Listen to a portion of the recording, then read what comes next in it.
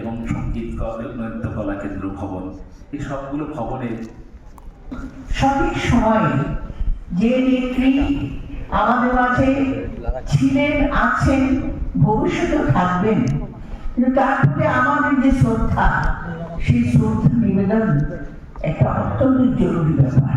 যিনি বাংলাদেশকে গৌরবান্বিত করেছেন, যাকে নিয়ে আজকে সারা বিশ্ব থেকে তার সংগ্রামী জীবন, যার নিপীড়ন নিপীড়িত অত্যাচারের মধ্য দিয়ে যিনি গণতন্ত্র, শুধুমাত্র গণতন্ত্র নয়, মানুষকে বেঁচে থাকা, স্বাধীনতা সার্বভৌমের পতাকা তুলে রাখা এবং জনগণের অধিকারে কথা বলার জন্য কবি বলে জানেন, অনর্গল বক্তা, কবিতা বিভিন্ন ভাষায় উনি বলেন, কিন্তু উনি একজন বীর মুক্তিযোদ্ধা।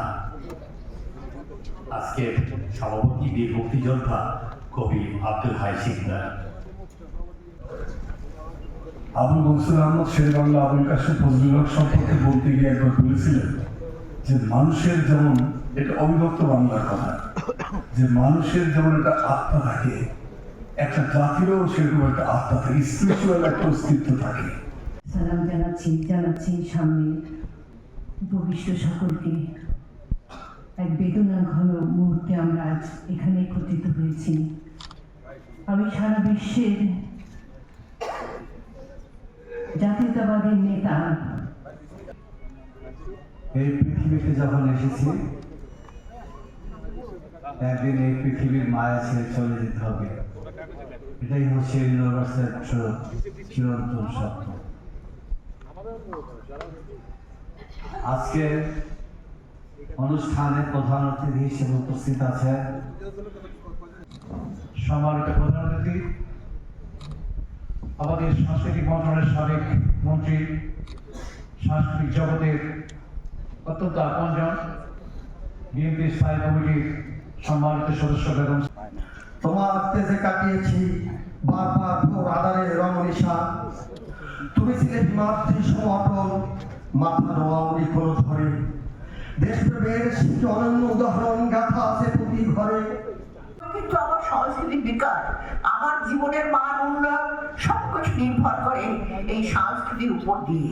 আপনারা জানেন, মুক্তিযুদ্ধের সময় আমরা বিভিন্ন সাহিত্যিকের লেখা, বিভিন্ন কবি, সেই কবিতার যে চেতনা, বিভিন্ন গানের মধ্য দিয়ে আমরা সেদিন একটা পরাশক্তি পাকিস্তানকে পরাজিত করেছিলাম। সেখানে তাকে নিয়ে বলার মতো যোগ্যতা বা দেশপ্রেম আমরা অর্জন করতে পারিনি। আমি 2022 সালে তার জেলখানার বিষয় আসনে একটি কবিতা লিখেছিলাম। সেই কবিতাটি আমার পংক্তিমালার কাঠগড়ায় আগুন ফুল। সেই দেশনেত্রী প্রয়াত বেগম খালেদা জিয়ার প্রতি গভীর শ্রদ্ধার আবেদন করছি। আমার শ্রদ্ধাটা, তার বক্তব্য আমরা গুণীজন ব্যক্তিত্ব তাদের কাছ থেকে শুনবো। আসলে তার ব্যাপারে আমরা সবাই জানি, তার ব্যাপারে বক্তব্য দেওয়ার ভাষা আমাদের নেই।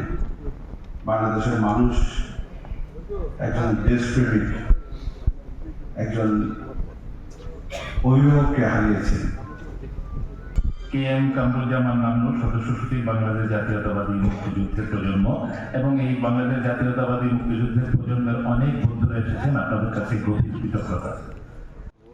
যাকে নিয়ে আমাদের গর্ব,